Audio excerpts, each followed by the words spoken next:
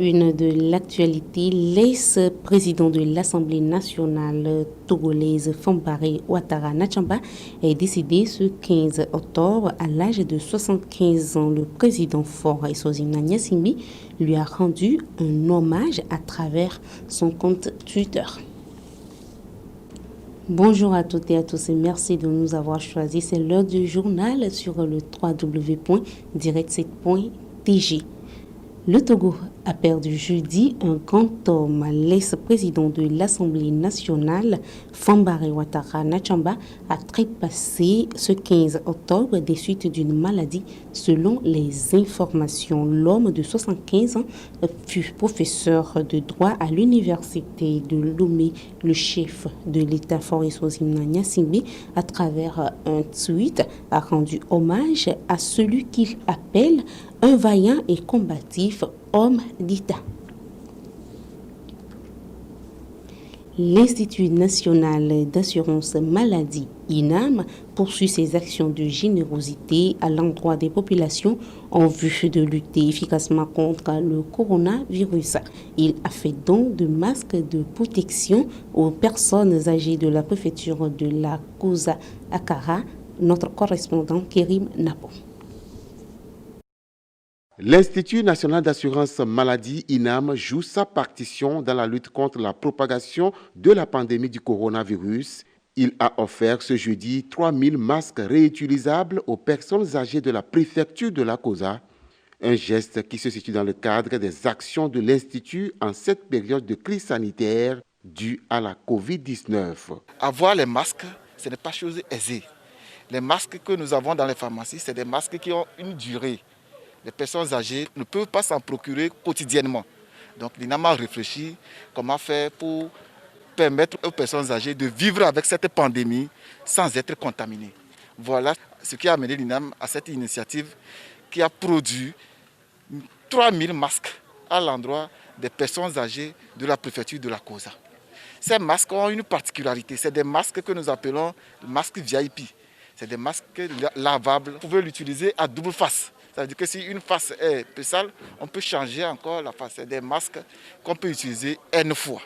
Regroupés en 6 associations, notamment le Bureau des sages, le Bureau du CNCPA, l'UNAFRET, l'UNAFRET-CM, la FENARET et la SACAMITO, les bénéficiaires ont témoigné leur gratitude à l'INAM. On ne peut que le remercier, l'INAM. Nous sommes des personnes vulnérables et si ce geste était venu très tôt, les 3 ou 4 personnes qui sont mortes dans la préfecture de la Koza, on se serait préservé. Nous sommes venus avec les 6 associations des personnes âgées de la préfecture de la Koza. Nous allons dispatcher par association et chaque association rentre dans son entité et partage aux membres de son association.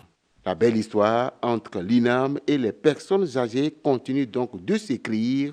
Cet appui de l'Institut aux associations des personnes du 3e âge vise à les aider à mieux observer les mesures barrières contre la pneumonie virale.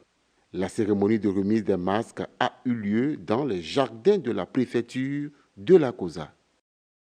Les incubateurs Nunyalab et Cube passent à la digitalisation de leurs services au profit des jeunes entrepreneurs. Mardi, ils ont lancé 2 plateformes dénommées Prime et Capital. L'une met à la disposition des entrepreneurs des outils et des conditions nécessaires pour réussir et l'autre pour faciliter la levée de fonds. Encore 2 pour l'accompagnement nécessaire des entrepreneurs togolais. Prime et Capital sont 2 plateformes créées par les incubateurs Cube et Nunyalab. La première vise à favoriser l'émergence d'entreprises innovantes et la seconde pour faciliter la levée de fonds. La plateforme Prime permet aux jeunes qui ont des idées ou qui ont des projets, mais qui n'ont pas les moyens de se développer, de s'enregistrer en ligne. À travers cette plateforme, nous leur donnons l'opportunité à se positionner.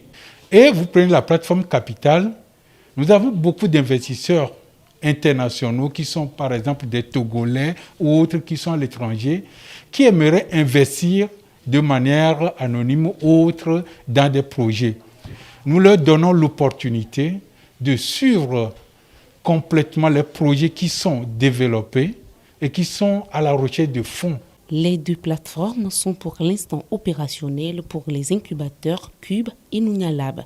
D'autres incubateurs seront également associés aux plateformes Prime et Capital en vue de mieux satisfaire les besoins des entrepreneurs.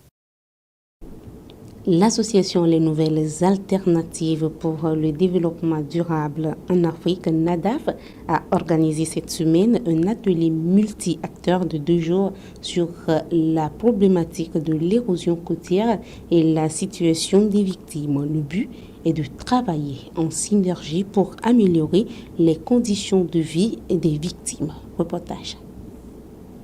Le phénomène de l'érosion côtière laisse parfois des séquelles de divers ordres sur la vie des victimes. Le cas du village de Deavikopé dans le Golfe 6 en est un exemple palpable. En vue de maintenir en alerte l'opinion nationale sur le fait, l'association Les Nouvelles Alternatives pour le développement durable en Afrique, NADAF, a organisé les 13 et 14 octobre un atelier multi-acteurs pour une amélioration des conditions de vie des riverains. NADAF a mené plusieurs activités dans la communauté, à savoir 2 activités sur le renforcement de capacités. De cet atelier est issu des pistes de plaidoyer. Et dans ce document, NADAF a fait une étude d'identification des victimes dans la zone, où NADAF a réceptionné plus de 560 victimes. Tout ça là, c'est pour pouvoir arriver à la prise en compte des victimes. Donc c'est pourquoi cet atelier multi-acteurs est créé. L'objectif, c'est de prendre en compte la situation des victimes de l'érosion côtière. La rencontre s'inscrit dans le cadre du projet Action des volontaires européens et nationaux investis pour la résilience, entendu projet à venir, lequel projet qui rassemble depuis environ 1 an les NADAF et France Volontaire pour la cause des victimes de l'érosion côtière. Le défi, c'est de faire en sorte que les acteurs étatiques, les acteurs communaux puissent véritablement prendre conscience que ces victimes-là, il faut s'en occuper. La question que je me pose, est-ce qu'il faut les déplacer? Comme je disais, je n'ai pas la réponse. Est-ce qu'il faut leur donner des moyens davantage, les nourrir, etc. La réponse ne se trouve pas à mon niveau, mais le cadre de considération doit se pencher sur ces questions-là. Cet atelier multi-acteurs sur la problématique de l'érosion côtière et la situation des victimes marque ainsi la journée internationale de réduction des risques de catastrophes célébrée chaque 13 octobre.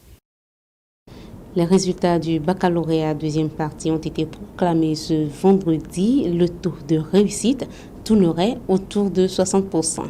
Voilà qui referme cette édition. Merci de l'avoir suivi. À très vite.